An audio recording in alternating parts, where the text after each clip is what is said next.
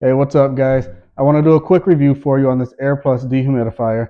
I've had it for a couple weeks now, so I wanted to let you know how I feel about it and let you know if I would buy it again. So some of the features first to walk through.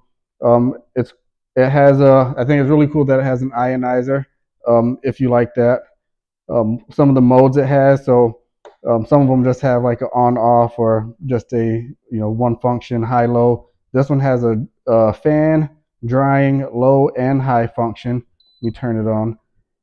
So that's all the modes. And then on the dehumidity levels that you can check, it has a constant on, and then I think it goes anywhere from 40 to 80% are the options that you can choose.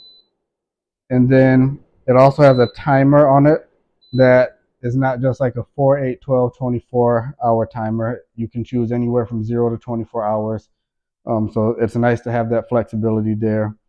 And then it also has like this louver up here, which I should have paid attention to at first because when I first got it, I left it shut, and it makes it a little loud because all the air is trying to push out on the gaps around here. So open that louver up, and it makes a big difference. It's a lot quieter, so I'm really happy with the noise level of it. And I actually just really like the overall look of this dehumidifier. It's really sleek, like all the way around. I mean, and it seems to be doing a really good job.